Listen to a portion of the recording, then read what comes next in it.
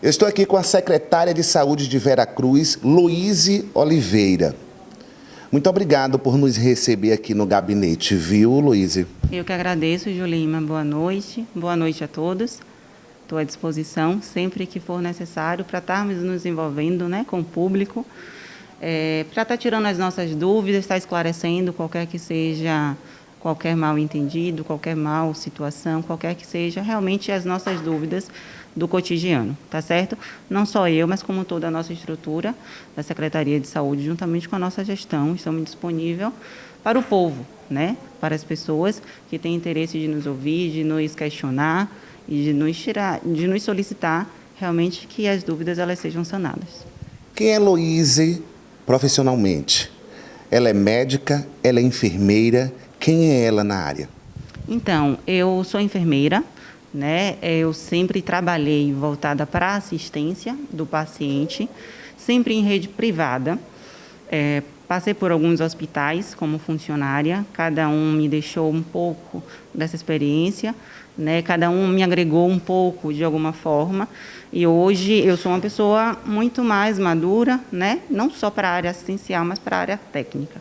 Em 2017 tive a oportunidade de estar trabalhando na ilha no qual eu sou residente, né? Na cidade no qual eu nasci, e iniciei as atividades trabalhando na unidade de pronto atendimento de Veracruz.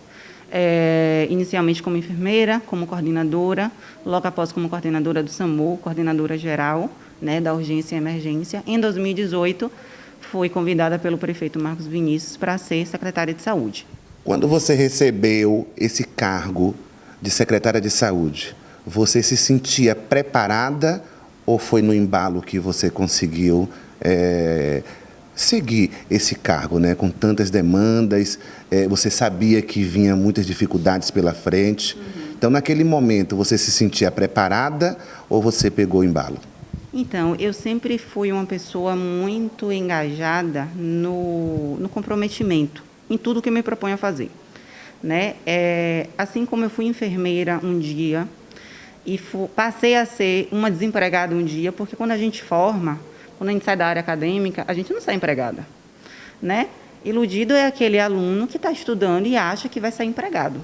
Mas o desemprego está aí no mundo para justamente termos esse discernimento. Então, quando a gente tem a primeira oportunidade de emprego, seja na assistência, seja na área voltada para o administrativo, seja qual for, a gente precisa ter a seriedade do que a gente está se propondo a assumir.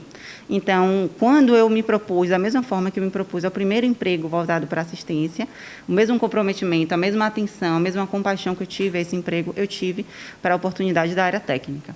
E tentei me envolver ao máximo. Obviamente, como primeiro vínculo, né, voltado como secretária de saúde, a gente arde com o vídeo que existia aquele frio na barriga, de que a gente precisou, prefeito, será mesmo? E aí, quando a gente tem um gestor que confia no seu potencial, quando a gente tem um gestor que te passa segurança, as coisas elas realmente tendem a fluir. Então, obviamente, em algum momento deu aquele frio na barriga. Então, para você foi novo, você pegou no embalo? Foi novo, e aí, conforme foi o meu dia a dia, conforme foi a minha coragem, conforme foi a minha atenção, a gente passou a desenvolver esse trabalho de uma forma muito tranquila e em perfeita sintonia com a gestão. Eu acho que a sintonia minha com o prefeito e com todos os secretários, as coisas fizeram com que as coisas acontecessem com a maior facilidade.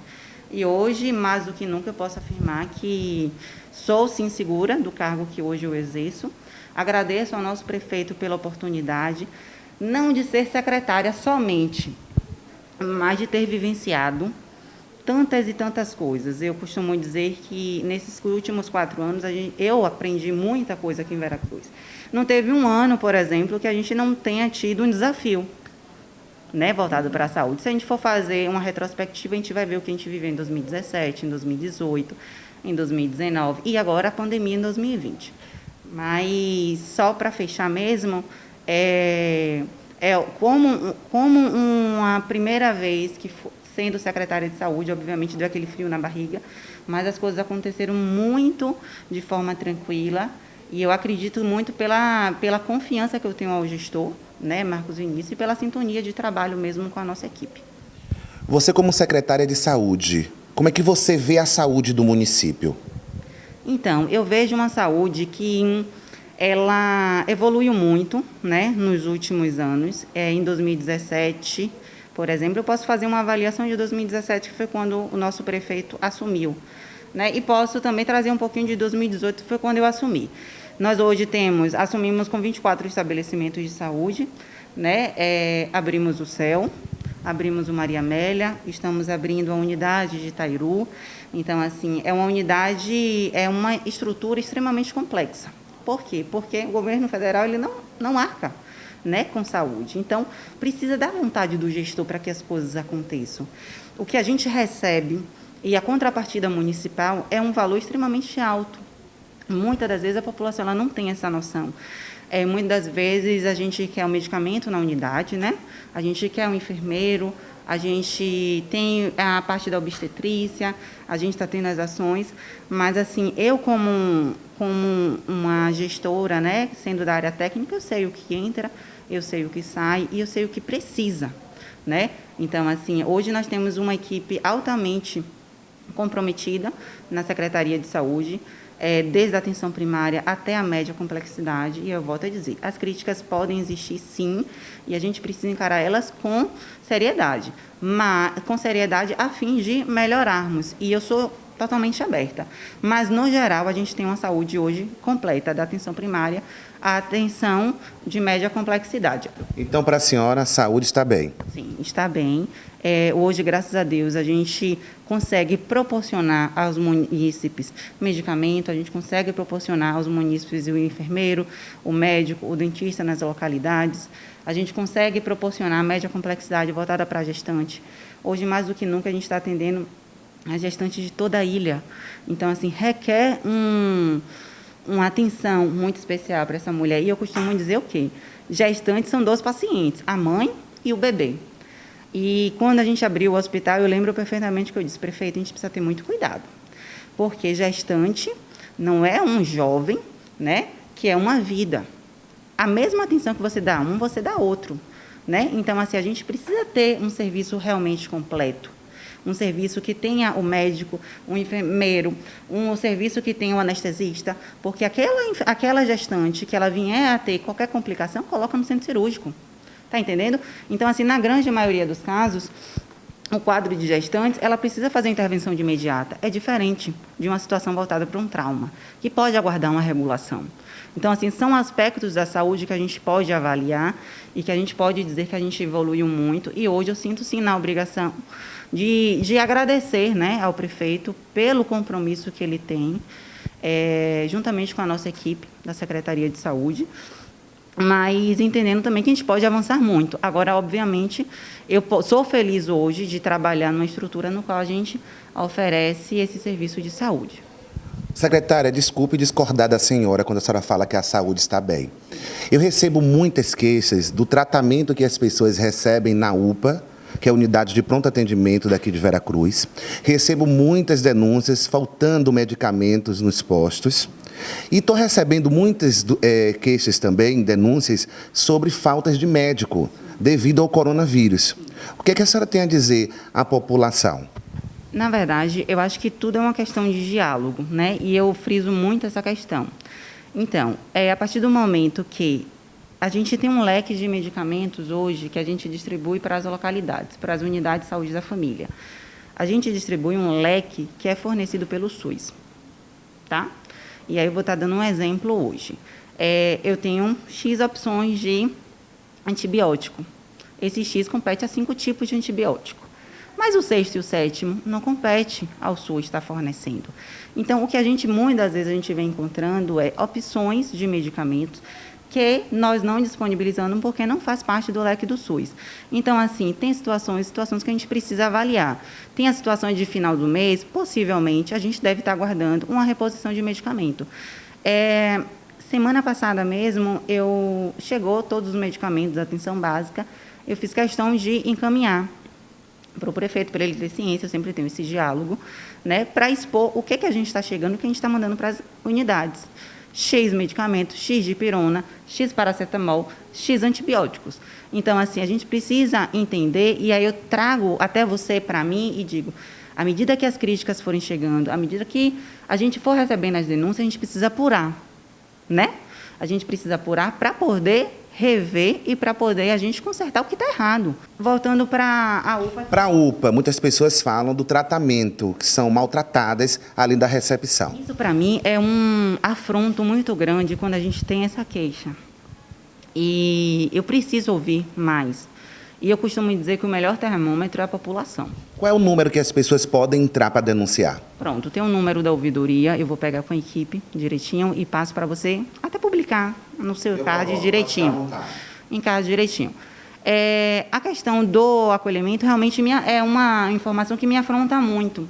Acompanhe aí o número aí na tarjeta do Disque Denúncia aqui da Secretaria de Saúde. Vocês que são maltratados, que me procuram para fazer a denúncia. Olha o número aí, tá? É o número da ouvidoria, tá? E é justamente quando a gente recebe uma denúncia e a gente registra em livro ata, a gente apura e a gente dá o retorno para aquele munícipe. É dessa forma que acontece. Então, quando me traz a questão de maltrato, realmente me assusta muito.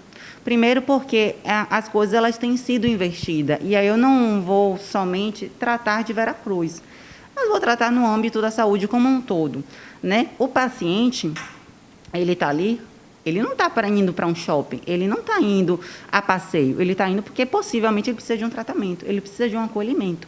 Então, quando a gente fala de paciente, ele não tem que ser o paciente, quem tem que ser paciente, né? Ele tem que aguardar no tempo dele, mas a gente precisa compreender o que é que ele está se tratando. Então, o que a senhora está me dizendo é que muitos pacientes entram na UPA e não têm paciência de esperar, é isso, em outras palavras? Não, eu não quis dizer isso. Eu quero dizer o seguinte. Primeiro, a UPA ela trabalha com a classificação de risco, né? A questão de esperar que você está falando. Então, a complexidade do paciente é conforme as cores, né? Que é justamente um protocolo de Manchester que a saúde utiliza. Então, a questão de paciência possa ser a questão de compreensão dessa classificação de risco, mas não é basicamente o que eu estava falando. Então, se essas denúncias elas são recorrentes, se essas denúncias elas vierem, de fato, ao nosso conhecimento, muitas das vezes vêm através das redes sociais mesmo, né? Porque são várias, não é uma só. São várias que chegam até a gente. Inclusive, já fui até a UPA, já fiz matéria lá sobre esses tipos de casos. Por isso, eu fiz essa pergunta, porque o meu programa é totalmente interessado ao povo. Ao povo, claro. E é o que eu disse a você, né, no início. Eu acho que o melhor termômetro é o povo. É o povo que faz uso do serviço. E, às vezes, eu brinco, gente, eu preciso ter uma equipe que ela possa servir a João, Maria, a Helena, a Lucas, mas possa servir a pessoa que você mais ama. Quem é a pessoa que você mais ama hoje? Coloque aí. E você saiba que essa pessoa que você mais ama, ela vai ser acolhida, ela vai ser assistida e, possivelmente, ela vai ter essa vida resguardada. E a falta de médico, secretária? Na verdade, qual falta de médico você refere? Em qual âmbito? Várias pessoas me procuram que está faltando um ginecologista depois do coronavírus, pediatra e outros. O que está acontecendo? Na verdade, hoje não é falta de médico. Hoje a gestão optou por suspender, né, as especialidades do município. Por quê? Porque hoje a gente entende que, no momento de pandemia, a gente não tem que estar aglomerando. Mas essas pessoas que têm esse problema no útero, a criança que está doente, como é que faz? Hoje, por exemplo, eu tenho uma obstetra, que a mesma obstetra é a ginecologista. Então, hoje o que acontece? Hoje as unidades de saúde da família elas funcionam normalmente. Então, a médica, apesar dela não estar atuando como ginecologista, ela está no município como gineco. Então, as demandas que surgem, voltada para a gineco, que não seja eletiva é aquele atendimento que a gente pode programar, que a gente pode agendar e que não é urgência. Tá, gente? Então, assim, a mesma forma o pediatra. O pediatra, ele não está atendendo como pediatria, até porque a porta de entrada do hospital, ele está voltado para a obstetrícia total de uma ilha, né? Então, a gente não tem como aglomerar. Então, apesar dos profissionais não estarem atuando como antes, no qual atendia 40 pacientes num dia, né? E ultrassom, urologista, mamografia, cada qual com a média de 40, 30, 20 atendimentos no dia, suspendemos nesse sentido da pandemia. Porém, pediatra, ultrassom, ginecologista, são alguns exemplos dos profissionais que não estão atuando na policlínica, porém, Conforme for a necessidade de algo voltado para uma urgência, a gente tem sim como abarcar, né? Com o diálogo entre o pediatra, entre a ginecologista, entre o ultrassom, né? Que hoje, na verdade, a gente está fazendo ultrassom só para gestante. Então, assim, ultrassom de abdômen, ultrassom de outras partes, a gente não está fazendo. Mas, se existir a necessidade, nada como um diálogo. Pacientes da UPA, por exemplo, que precisam de uma regulação e precisam de um ultrassom. Se a gente tiver um médico de ultrassom no dia, inclusive atendendo essas gestantes, a gente tem como fazer o exame? Tem e deve, né? Ele é funcionário da gestão. Então, ele precisa se adaptar à gestão, às necessidades do município. Não é o município que tem que se adaptar a ele, tá? Mas, na verdade, a suspensão dos atendimentos médicos, a princípio, foi por conta de uma pandemia e evitar realmente essa aglomeração. Existia um desconforto com o município e o Estado, né, sobre os dados epidemiológicos. E depois o prefeito publicou nas suas redes sociais que vai seguir os dados do LACEN, né, do governo do Estado. Que desconforto foi esse que vocês deixaram nas publicações de vocês? A população muito confusa. Essa volta de seguir o Estado foi porque vocês reconheceram que estava errado? Na verdade, foi um conjunto, né, de situações que ocorreram. Eu tenho um controle de todos os pacientes que eles adentram a unidade de pronto atendimento, que eles adentram o centro hoje de testagem, né, e todos os pacientes, a princípio, que dão entrada no HGI. Acontece que o LACEN, normalmente, tem um critériozinho para você dar baixa em todos os casos, né? Tem os casos que são positivos e você precisa finalizar, tem os casos negativos que você precisa finalizar, e tem os casos que são de outros municípios, e aí aquele paciente está em Juazeiro, ele coloca aquele residente de Veracruz. Quando a gente menos espera, o resultado do paciente que estava em Juazeiro estava sendo lançado em Veracruz. Então, a gente estava tendo essa inconsistência de dados. Isso não foi um problema voltado para Veracruz, esse foi um problema geral de todos os, não vou generalizar, né, de todos os municípios, mas de boa parte dos municípios. Até que chegamos a um consenso com o Estado. Paralelo a isso, também teve um número muito elevado, não sei se você acompanhou, de um número que foi incluso no boletim epidemiológico da CESAB, de testes rápidos. Não sei se você teve. E aí, o que acontece? Esses testes rápidos eles foram lançados de imediato. Foram testes rápidos realizados pelo HGI, no qual o HGI vinha lançando, e aí o Estado, sem dar baixa, lançou de imediato. Automaticamente, a gente precisava saber do que se tratava. Então, se a gente não sabe do que se trata, a gente precisa se informar, se inteirar com o Estado e nos posicionar diante do que seja correto. Se o paciente é nosso, se o paciente está assistido, se o paciente está fazendo um monitoramento, fazendo parte do monitoramento da vigilância epidemiológica, a gente precisa colocar nos nossos dados. O que não pode acontecer hoje, Gil Lima, é um dado vir para o meu boletim, eu não sei quem é o paciente, não acompanhei a família desse paciente e eu incluí. Então, hoje, com o discurso alinhado entre o governador, entre o secretário do Estado e os municípios, as coisas ficaram um pouco mais claras. Então, vai seguir os dados do Estado? Vamos seguir os dados do Estado conforme for a realidade. Sempre que estiver um boletim epidemiológico, vamos imaginar 200 casos positivos. Hoje vai lançar 2 casos. Esses 2 casos são meu? São meu. Então, por que não lançar?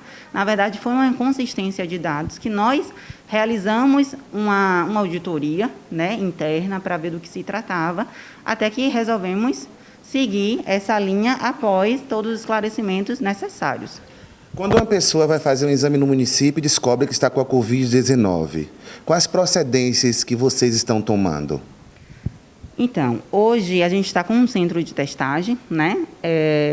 E aí o objetivo do centro de testagem, quanto mais a gente testa, mais a gente vai saber o número de realidade do nosso município. Quanto menos a gente testa, menos a gente vai saber. Com certeza. E vai ter os casos subnotificados. Então, hoje, com o centro de testagem, quanto à unidade de pronto atendimento, e eu volto a dizer, Gil Lima, a UPA não é local de Covid. E eu costumo dizer para o nosso povo também, por favor, não procure a unidade de pronto atendimento porque lá tem criança com outras patologias, lá tem idosos com outras patologias, mas a gente sabe que às vezes a população procura. Mas de tanto o prefeito falar que o município está preparado, está tomando todas as providências, não deixa as pessoas seguras e por isso elas procuram, não é isso não? Não, eu acho que, na verdade, vamos imaginar o seguinte, hoje o centro do Covid é o HGI, não é isso? Hoje a unidade de pronto atendimento, ela atende a parte de urgência e emergência. Em nenhum momento nós, da gestão, informamos que a UPA seria o centro de Covid. Nunca ouvi o gestor falar isso e eu nunca falei. Teve um desconforto no começo sobre isso. Teve um desconforto muito grande, inclusive nós incluímos 2 leitos de estabilização. Por quê? Porque o Estado não tinha se pronunciado quanto à estrutura de Covid no HGI. Aí o que foi que nós fizemos? Fizemos a nossa própria estrutura. Na UPA de Veracruz, nós criamos 2 leitos de isolamento e 2 leitos de estabilização. Por quê? Hoje nós temos 43 mil habitantes, mais a população flutuante. Então, eu vou esperar que as coisas aconteçam de forma alguma. Então, paralelo a isso, eu sempre oriento que a população vá para o HGI. Mas, voltando para a sua pergunta, quando uma pessoa ela testa positivo, o que proceder, né? Então, vamos imaginar que essa paciente ele foi no centro de testagem, está apresentando os sinais e sintomas. E o que proceder? Esse paciente, ele precisa assinar um termo de isolamento, né? A equipe, ela dá um termo de isolamento para ele, dá uma orientação de ficar em afastamento. Existem várias situações. O nosso teste, a gente teve uma preocupação tão grande que a gente comprou um teste completo. Não é o mesmo modelo que o teste do Ministério da Saúde forneceu para os municípios. A gente dá o IgG e o IgM. Quando se dá o IgM, é quando a doença ela está ativa no momento. Quando a gente dá o IgG, é quando nós estamos começando a criar os nossos anticorpos. Então, automaticamente, já tem mais de 7 dias, uma média de 7 dias, que é justamente quando o nosso corpo começa a produzir esses anticorpos. A família é testada também? Então,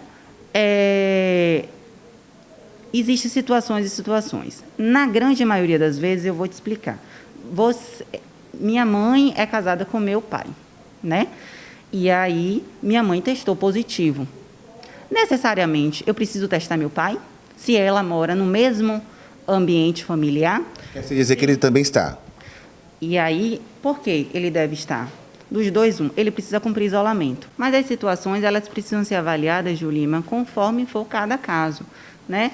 Eu tenho uma casa que tem uma idosa, eu tenho uma casa que tem uma criança especial, eu tenho uma situação onde na casa existem 10 pessoas e nessas 10 pessoas é uma casa que tem 4 cômodos, né? Então, é uma média de que, Heloíse? 3 pessoas que dormem no mesmo quarto. Cada situação é uma situação. Então, essa é uma situação que a vigilância epidemiológica, juntamente com a equipe que está na linha de frente do enfrentamento do Covid, ela tende a avaliar. Isso tudo por quê?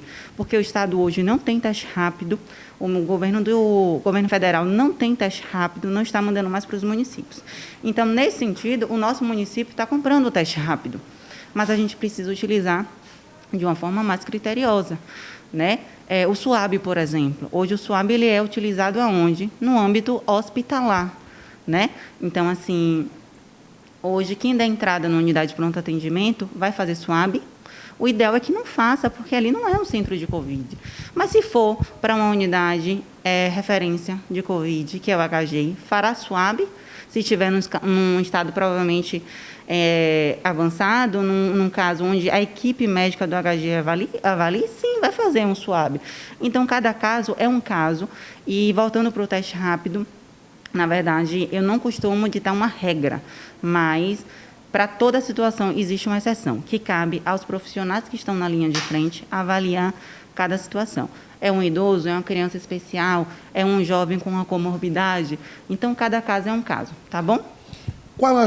Quais são os medicamentos usados para o tratamento da Covid aqui no município? Fizemos um estudo, basicamente com a nossa equipe médica, profissionais da atenção primária, profissionais da média complexidade, e resolvemos fazer um protocolo médico, né, onde cada um fala as suas pontuações, e a gente chegou à conclusão de que a gente pode estar cuidando da nossa população, voltada para a área medicamentosa, com X medicamentos. E aí, nesses X medicamentos, a gente foca na azitromicina, que é um antibiótico, a gente foca na ivermectina, a gente foca no analgésico, que é justamente a dipirona e o paracetamol, e alguns tipos de xarope para dar um certo alívio, porque ele tende muito a ter o desconforto respiratório. Então, assim, cada caso é um caso que precisa ser avaliado após uma avaliação médica, tá? Eu foco muito nisso.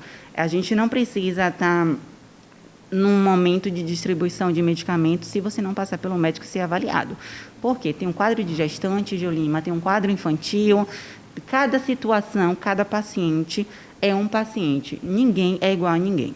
Como é que está se funcionando aqueles testes ali na Praça do Mar Grande? Na Praça de Mar Grande é um centro de testagem que nós criamos também.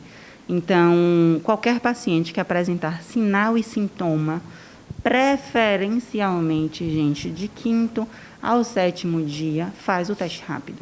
E por que eu foquei no 5º e 7º dia? Porque é o que eu falei um pouquinho mais cedo. Um pouco mais de tempo, o nosso corpo ele tende a produzir os anticorpos. Então, à medida que os anticorpos, a gente deu tempo para o nosso corpo reagir, o exame ele vai ser muito mais fidedigno. Então, às vezes, a gente tem até um desconforto também, que vem um paciente de caixa-pregos. E aí ele relata que ele tem 24 horas com sinal e sintoma. É um tempo muito curto para você poder saber se a sua dor de cabeça, se a sua cefaleia é voltada para uma enxaqueca, se é voltado para um COVID, para que é voltado? A cefaleia é um sintoma muito comum do COVID, né?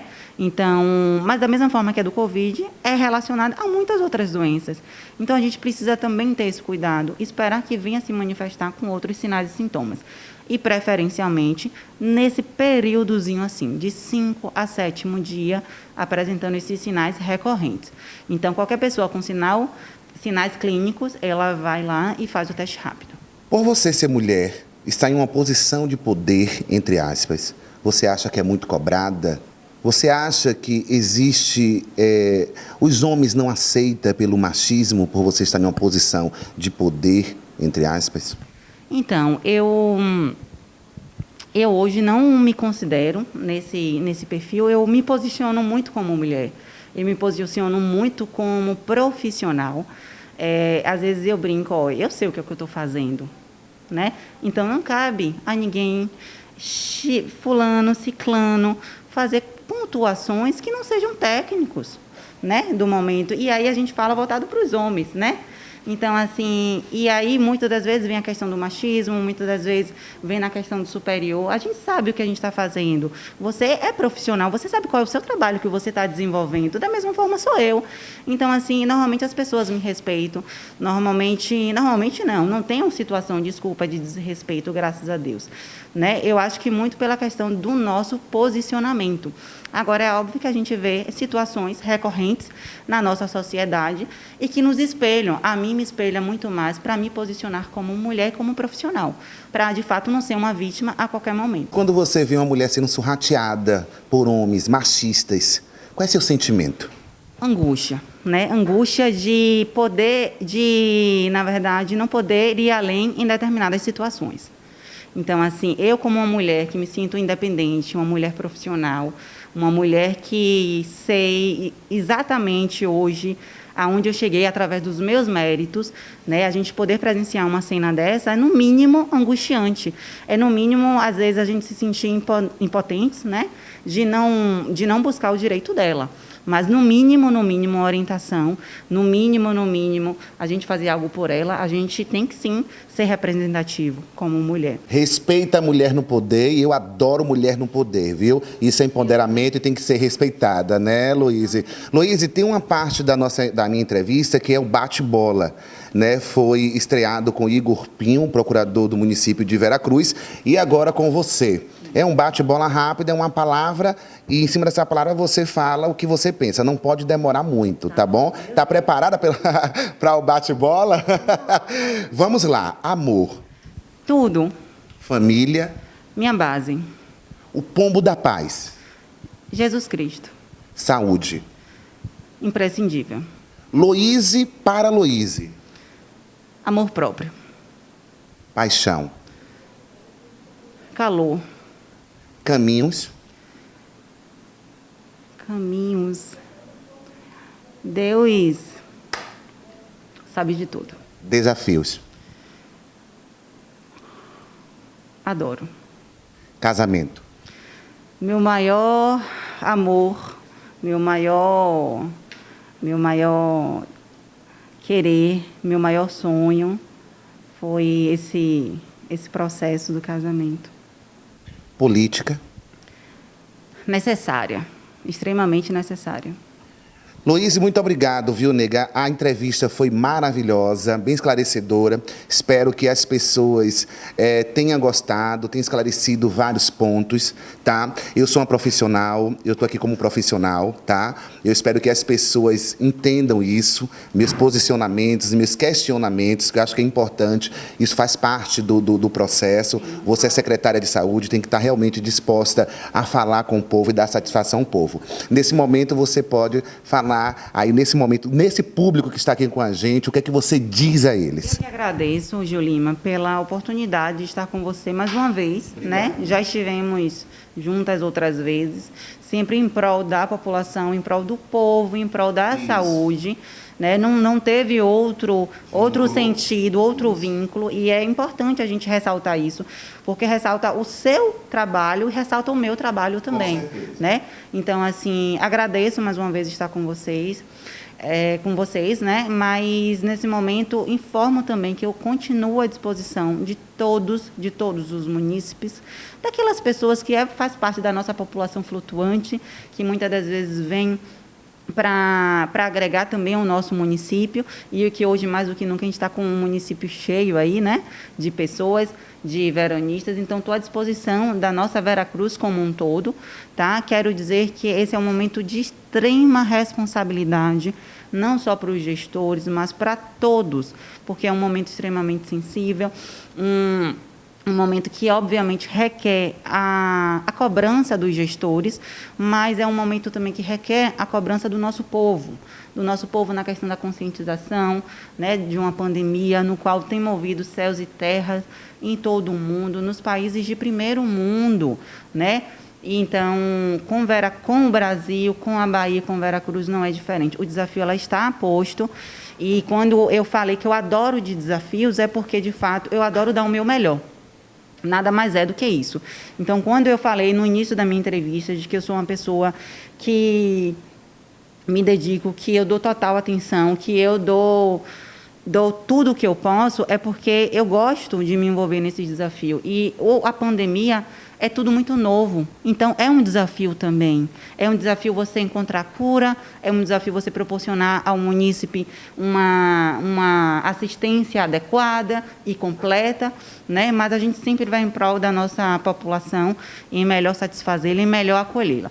Então, nesse sentido, eu peço que quem puder fique em casa, quem puder use suas máscaras, né? A gente está trabalhando em um regime de decretos de orientação à população. Peço a ajuda de você, que está nessa linha de frente da comunicação e do povo, e peço ajuda também ao nosso povo para encararmos e juntos vencermos.